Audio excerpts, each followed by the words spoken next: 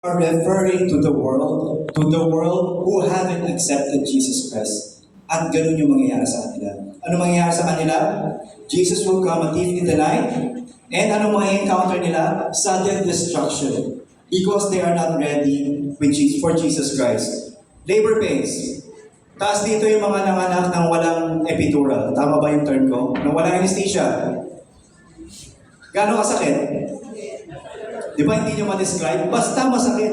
Alam mo na yun. Kahit hindi ko alam, di ba? So, ibig sabihin, unbearable pain. Tama ba? And yan yung mai-encounter of those people who are not believing Jesus Christ yet. So, mahalaga, when we are reading the Bible, we know how to divide the verses so that we will understand. Kung babasahin nyo lang ito at face value, malilito kayo eh. Verse 1, brothers and sisters, and then verse 3, sasabihin sudden destruction. Kaya kailangan marunong tayo mag-divide ng mga verses so that we will understand ano yung gustong message na ipadala sa atin ng Panginoon. Let's proceed. So for those who are not ready, for those who are not alert, okay? Mahuhuli sila off guard. Okay? Ganito yung mga behavior ng non-believers, so I would say pre-believers. But tayo, being a believer of Jesus Christ, hindi ito yung magiging behavior natin.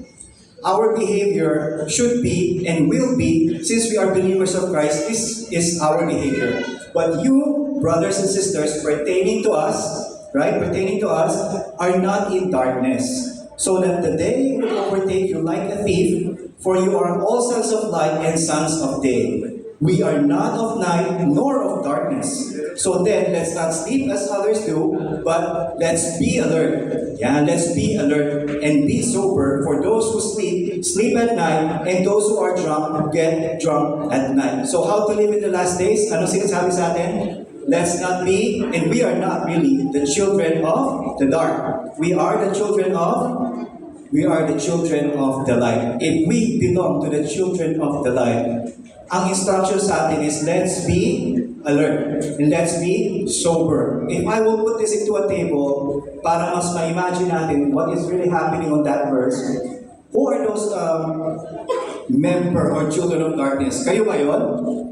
Do you belong to this, children of darkness, or do you belong to the children of light? Okay? That means if a certain individual belongs to the children of darkness, they are drunk, they are asleep, therefore they are not ready, and they are destined for destruction. But those who belong to the children of light, they receive the gift of salvation, and therefore they now have the capability, or they are now fully aware that they need to be alert and be sober dahil si Jesus Christ ay coming soon. But there's a hope. There's a hope for people who belong to the children of darkness, and that's our responsibility as believers of Christ. If we give them the chance, send them the message about the good news about our Lord Jesus Christ, there is a chance for them. They might be right now in this portion, they might be asleep, or they might be drunk, but if they are saved, malilipat sila sa kabila. They will be saved, therefore they will receive the gift of salvation, therefore they can be alert, they can be sober, and makakasama na natin sila with Jesus Christ. Okay? To further give justice to this, let's say, sino dito yung may mga negosyo, may mga shop? Wala pa? Nahiya? Let's say, meron kayong shop, and meron kayong bodyguard, security guard na hinar for your shop, kasi lagi kayong wala. Meron kayong security guard, and then kailangan niya magbantay sa gabi. Gusto niyo ba na ganito yung security guard? Hindi yan taga-Philippines Kung makikita niya sa iba yung hindi mga taga-Pilipinas siya na mahal natin mga security guard dito. What if kayo yung amo, December ngayon, gusto niyo magbigay ng bonus? And then, papunta kayo sa shop niyo, maaabutan niyo itong mga guard na ito. Anong mararamdaman ninyo? Bibigay niyo ba yung bonus? I-appreciate nyo ba? Baka matanggalin nyo na on the spot right? Because trabaho nila to be a security guard, to be alert and be sober, because anytime pwede pumasok yung magnanakaw, anytime pwede dumating yung amo, and they have to be ready. Unfortunately or sadly, dito sa picture na to, they are not ready. Then, baliktarin ko naman, let's say kayo yung inofera ng trabaho ng security guard. Ito ang encouragement ko. Trabaho ng security guard, therefore alam nyo ano yung trabaho nyo. To be alert and to be sober. Right? Kasi anytime, pwedeng pasukan na magnanakaw, anytime, pwedeng dumating yung amo. So my encouragement is, i-level up natin yung responsibility natin. Instead of being a security guard, let's have a mindset of being a military soldier. Paano yun? Dapat ganyan tayo. Dapat ganyan tayo mga Christians. Okay? Aware na aware, alert na alert, and handang-handa sa anumang mangyari. And in fact, yung phrase nga na be alert, sabi sa 1 Thessalonians, is translated po yan from the Greek word Gregorio. It means to stay awake, be watchful, be vigilant, or be on the lookout. Imperative command po siya, urging believers to maintain a state of spiritual awareness and preparedness. Now, paano natin ito i-apply? Biblically, paano natin i-apply ito? How do we stay alert? Unang-una, be on guard against deception. Sabi nga sa Matthew 24:45, si Jesus saying, Jesus answered, watch out that no one deceives you, for many will come in my name, claiming I am the Messiah, and will deceive many. So, kung hindi po tayo nagbabasa and nag-aaral ng Bible, maliwanag na maliwanag, hindi naman natin kailangan i-interpret pa, di ba? Ang sabi, watch out that no one deceives you. Many will come in my name, claiming I am the Messiah. Nangyayari po ba ito ngayon? Yes. Meron tayo dito sa Pilipinas niyan. Tama? Kibuloy. Hindi lang sa Pilipinas niyan. Meron din po sa ibang bansa claiming they are the Messiah. Kung hindi tayo nag-aaral ng Bible, let's say hindi tayo nagbabasa, potentially pwede tayong maniwala sa Kanya, di ba? Now, let's say nagbabasa tayo ng Bible, pero hindi natin iniintindi. Pwede pa rin bumagsak tayo sa Kanya. So, hindi ako makapaniwala no? Malinaw na malinaw sa verses na to, na kung sino man yun, is huwag tayong maniwala. Pero ang dami nilang naniniwala. Well, hindi ko naman control yung paniniwala nila, but this is happening. And tama si Jesus Christ. This is happening. So let's be on guard against sa mga ganitong deception, against sa mga ganitong panloloko. Next one, avoid worldly distractions and sin. So in the last days, in the last days, ang sabi nito, be careful of your hearts, will be weighed down with carousing, drunkenness, and the anxieties of life, and that they will close on you suddenly like a trap. Ano to? Ano tong mga distractions na to?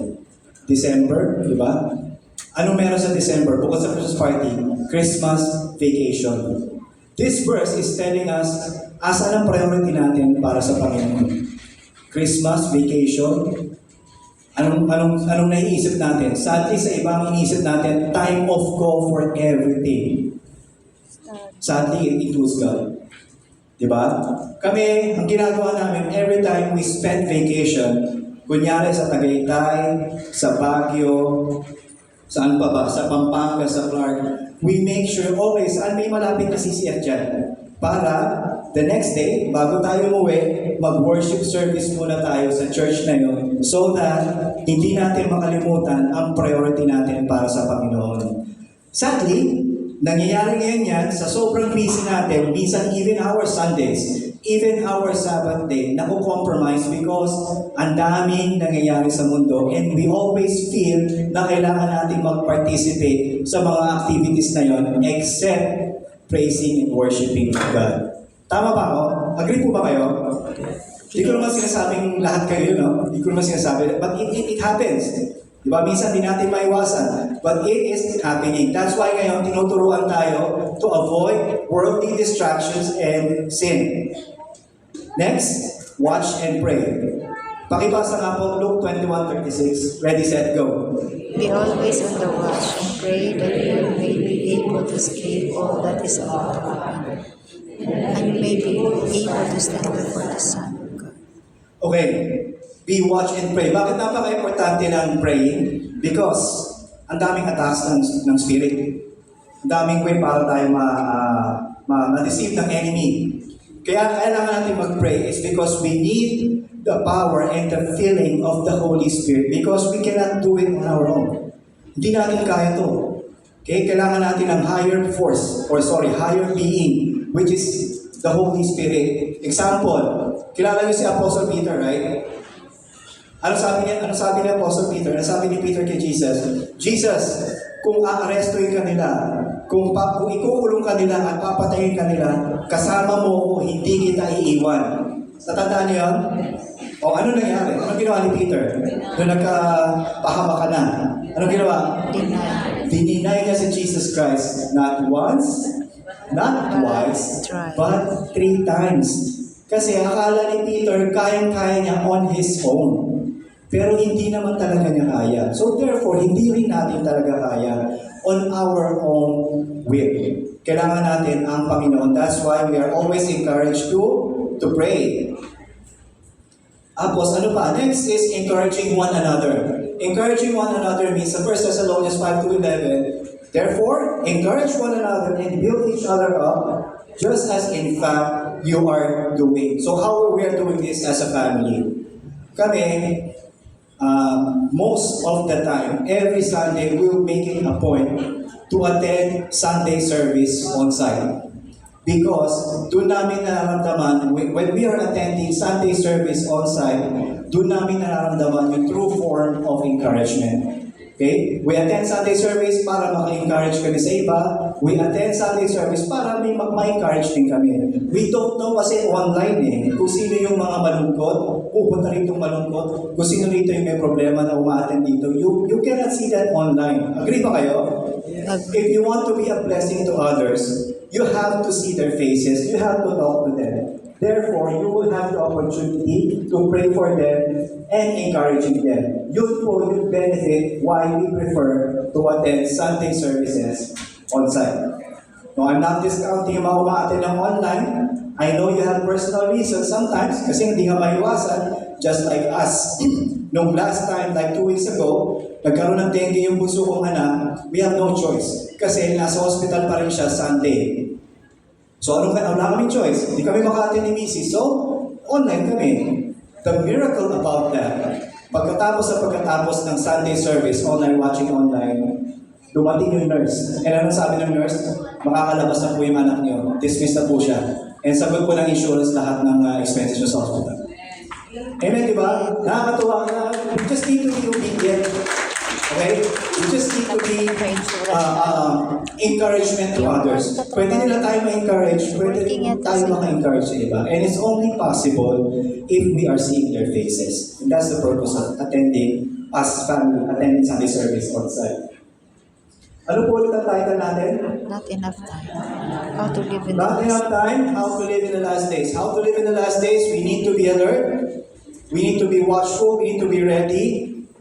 Which brings me, kasi nga, be alert kasi God's warrior tayo. Tama ba? Tinagay ko daw, God's warrior. Paano ka magiging warrior kung wala kang armas?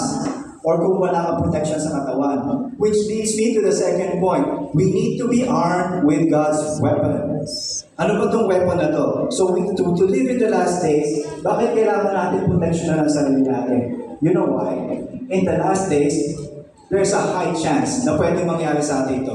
2 Timothy 3:1-4 says, but realize this, that in the last days, difficult times will come, for men will be lovers of self, lovers of money, boastful, arrogant, revilers, disobedient to parents, ungrateful, unholy, unloving, irreconcilable, malicious gossips, without self-control, brutal, haters of good, treacherous, reckless, conceited, lovers of pleasure rather than lovers of God. Agree ba kayo na pwede mangyari sa atin ito kung wala tayong protection? Yes. Di natin nare-realize, minsan yung mga kaibigan natin, may mga behaviors or traits sila na ganito, even as hindi tayo ligtas. That's why we need, as God's warrior, we need to protect ourselves. Kailangan natin ng armor. Ngayon siguro hindi na uso yung armor, siguro uso may bulletproof vest for our protection as we fight. No? As we fight itong sa mga spiritual attacks na nangyayari sa buhay natin. Isa-isahin natin. Okay? Lovers of self, ibig sabihin yan, self-centered or narcissistic. Takpan nyo nga yung mga mata nyo and sabihin nyo, narcissistic. Okay, paki-spell. Okay, basahin na lang. Okay, mas madali. Narcissistic. Lovers of money. Ibig sabihin yan, materialism and... greed. Okay, now, babasahin ko yung sa right side ko. You read the left side. Boastful and arrogant. Pride and self-exalting. Revilers daw, ano? Mistreat others verbally and physically. Who are those disobedient to parents? Break down family structure and respect. Ungrateful. Lack of thankfulness and appreciation. Unholy. Rejection of holiness or Unloving. cold-hearted, lacking in genuine care. Irreconcilable. Lack of mercy and unwillingness to reconcile. Malicious gossip. Spread lies and speak ill to others. Without self-control. Loss of discipline or restraint. Brutal. Violence and cruelty. Haters of good. Disdain of righteousness and good deeds. Treacherous. Betrays others, deceitful and disloyal. Reckless. Act impulsively without thinking of the consequences. Conceited. Inflated sense of importance. Lastly, lovers of pleasures are. Prioritizes self-enjoyment. Is that what we see today? Bakit kailangan nating himay-himayin? Bakit kailangan nating isa-isahin? Because if we are ignorant of this list, there is a trap na pwedeng mangyari sa atin to. Pwede nating makuha itong mga behavior na to without us knowing.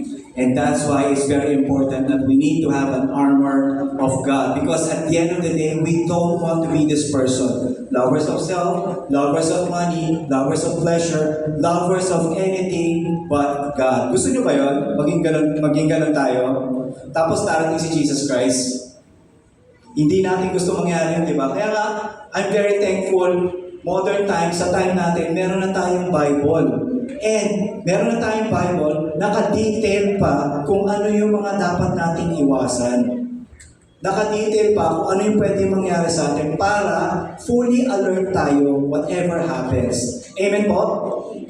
So it's very clear. So apart from this, iwasan daw natin magkaroon ng ganitong pag-uugali. Secondly, iwasan din natin yung mga certain individuals. Sino ba itong mga to? 2 Timothy 3:5-7 says, holding to a form of godliness, although they have denied His power, avoid such men as these.